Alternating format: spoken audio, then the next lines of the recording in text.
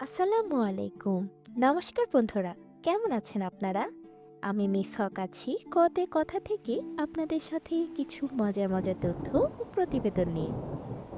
বাংলায় বলা হলে শুভ বড়দিন, আর ইংরেজিতে আমরা বলি মেরি ক্রিসমাস।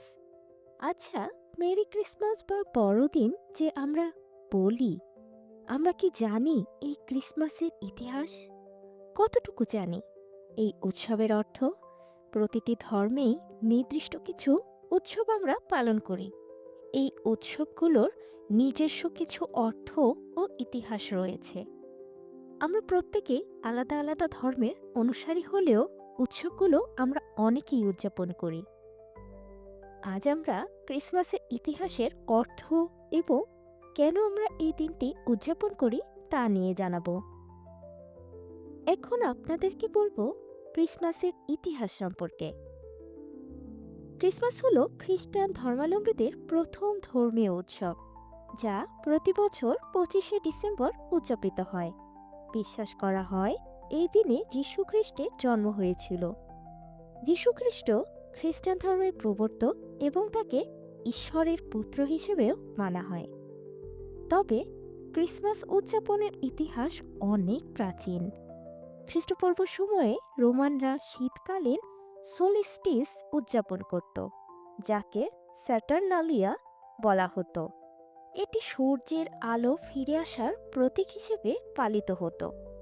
পরবর্তীতে খ্রিস্টান ধর্ম এই সময়টিকে যিশুর জন্মদিন হিসেবে গ্রহণ করে এবং ধীরে ধীরে ক্রিসমাস একটি বিশ্বব্যাপী উৎসব হিসেবে পরিণত হয়।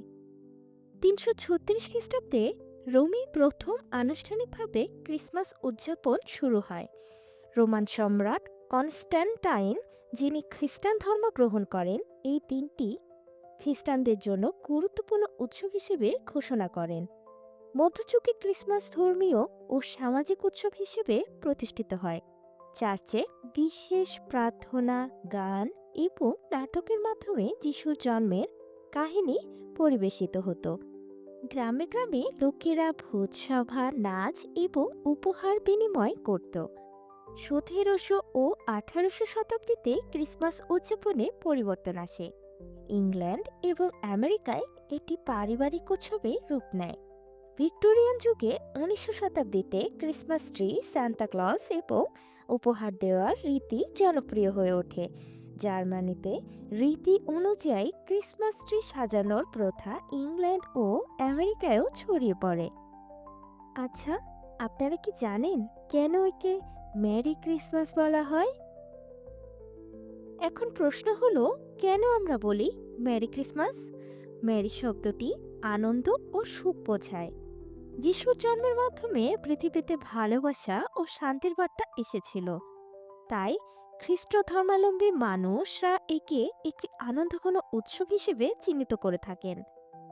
মেরি ক্রিসমাস শব্দটি প্রথম ব্যবহৃত হয়েছিল 1534 সালে একটি চিঠিতে। পরে 1843 সালে চার্লস ডিকেন্সের বিখ্যাত উপন্যাস এ ক্রিসমাস ক্যারল এই শব্দটি জনপ্রিয় করে তোলে। তখন থেকে এটি ক্রিসমাসের শুভেচ্ছা জানানোর প্রচলিত বাক্য হয়ে উঠেছিল।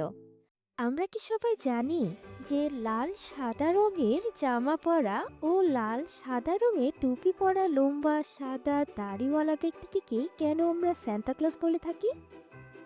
এখন আপনাদের ছোট্ট করে সান্তা ক্লজের গল্প বলবো। সান্তা ক্লজ একজন কাল্পনিক চরিত্র, যিনি ক্রিসমাস উৎসবের জন্য অন্যতম গুরুত্বপূর্ণ প্রতীক। তাকে সাধারণত একটি লাল স্যুট, সাদা দাড়ি এবং হাসিখুশি একজন বয়স্ক লোক হিসেবে চিত্রিত করা হয়, যিনি প্রত্যেক বড়দিনে শিশুদের জন্য উপহার নিয়ে আসেন। সান্তা ক্লজের ধারণাটি এসেছে সেন্ট নিকোলাস নামে একজন খ্রিস্টান সাধুর জীবনী থেকে। সেন্ট নিকোলাস ছিলেন 4th শতাব্দীর তুরস্কের মাইরা অঞ্চলের একজন বিশপ। তিনি তার দয়া ও দানশীলতার জন্য বিখ্যাত ছিলেন। বিশেষত তিনি দরিদ্র শিশুদের গোপনে উপহার দেওয়ার জন্য পরিচিত ছিলেন। অনেক বছর আগে মাইরা শহরে এক দরিদ্র ব্যক্তি তার 3 মেয়েকে নিয়ে বাস করতেন, কিন্তু তাদের বিয়ের জন্য পণ দেওয়ার সামর্থ্য তার ছিল না, যা সেই সময়ে অত্যন্ত গুরুত্বপূর্ণ ছিল। সেন্ট নিকোলাস, যিনি তার দয়া ও উদারতার জন্য পরিচিত ছিলেন, এই পরিবারটির কষ্টের কথা জানতে পারেন। গোপনে সাহায্য করার সিদ্ধান্ত নেন তিনি। তিনি রাতের বেলা চুপিসারে তাদের বাড়িতে যান এবং একটি জানালা দিয়ে সোনার কয়েন ভর্তি একটি থলি ফেলে দেন। এটি মেয়েদের একজনের বিয়ের জন্য যথেষ্ট ছিল। একইভাবে তিনি পরপর আরও 2টি রাতে একই কাজ করেন, যাতে 3 মেয়েরই বিয়ের ব্যবস্থা করা যায়। তার এই মহান কাজ গোপন থাকলেও পরে মানুষ এটি জানতে পেরে তাকে ভালোবাসা এবং সম্মানের সাথে স্মরণ করে। ডাচরা সেন্ট নিকোলাসকে সিন্টারক্লাস নামে উল্লেখিত করা হতো। 17শো শতাব্দীতে ডাচ অধিবাসীদের মাধ্যমে এই ধারণাটি আমেরিকায় পৌঁছায় এবং সিন্টারক্লজ থেকে সান্তাক্লজ নামে রূপান্তরিত হয়। 1800 ও 1900 শতাব্দীতে সান্তাক্লজকে আধুনিক রূপে কল্পনা করা হয়। সান্তাক্লজের লাল পোশাক ও সাদা দাড়ি ধারণা আসে 1931 সালে কোকা কোলার বিজ্ঞাপন থেকে, যা সান্তার জনপ্রিয় রূপকে ছড়িয়ে দেয় পুরো বিশ্বে। ক্রিসমাস ইভ রাতে সান্তাক্লজ উড়ন্ত স্লেজ গাড়ি ও রেনডিয়ারের মাধ্যমে শিশুদের ঘরে ঘরে উপহার বিতরণ করেন। বড়দিনে যে কাজটি ব্যবহার করা হয় সেই কাজটি আমরা কে না চিনি বলেন তো? চলুন ক্রিসমাস ট্রি সম্পর্কে এখন কিছু জানা যাক। ক্রিসমাস ট্রি হলো একটি জনপ্রিয় ক্রিসমাস উদযাপনের প্রতীক, যা পৃথিবী জুড়ে লাখ লাখ পরিবার তাদের বাড়িতে সাজিয়ে রাখে। এটি সাধারণত একটি চিরসবুজ গাছ, যেমন ফার বা পাইন গাছ, যা ক্রিসমাসের সময় আলোকিত এবং সজ্জিত করা হয়। ক্রিসমাস ট্রির প্রথা প্রাচীন জার্মানিতেই শুরু হয়েছিল, তবে আধুনিক ক্রিসমাস ট্রি সজ্জার ধারণাটি 16শো শতাব্দীতে জার্মানিতে উদ্ভূত হয়। ঐতিহাসিকরা মনে করেন সেন্ট বনিফেস নামক একজন খ্রিস্টান মিশনারিস জার্মানিতে প্রথম ক্রিসমাস ট্রি ব্যবহার শুরু করেন। তিনি একটি চিরসবুজ গাছ ব্যবহার করে প্যাগানদের ঈশ্বরের উপাসনা থেকে খ্রিস্টান ধর্মের প্রতি তাদের মনোযোগ আকর্ষণ করতে চেয়েছিলেন। ক্রিসমাস ট্রিতে নানা ধরনের অলঙ্করণ, যেমন রঙিন আলো, রিবন, স্টিকার, সিলভার বা গোল্ডেন বেল এবং বিভিন্ন ধরনের উপহার বা ছোট্ট সাজসজ্জা ব্যবহার করা হয়। গাছের শীর্ষে সাধারণত একটি তারা বা অ্যাঞ্জেল, যাকে দেবদূত বলা হয়, তা স্থাপন করা হয়।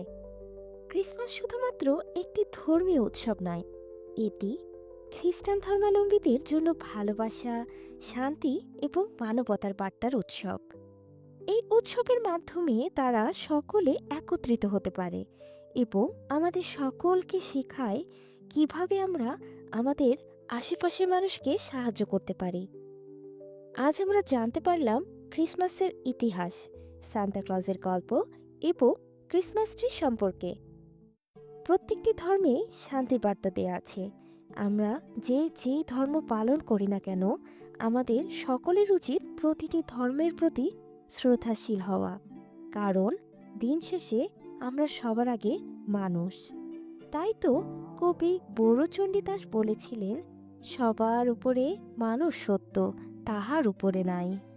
আজ এখানেই শেষ করছি। আশা করি আপনাদের কাছে বড়দিনের এই সুন্দর ইতিহাসটি তুলে ধরতে পেরেছি। এতক্ষণ পর্যন্ত আমাদের সাথে থাকার জন্য আপনাকে অসংখ্য ধন্যবাদ। খুব দ্রুত দেখা হবে পরবর্তী ভিডিওতে কিছু মজার মজার তথ্য ও প্রতিবেদন নিয়ে নতুন একটি টপিকে। ততক্ষণ পর্যন্ত আমাদের সাথে থাকুন, পাশে থাকা বেল আইকনটি প্রেস করে। ধন্যবাদ।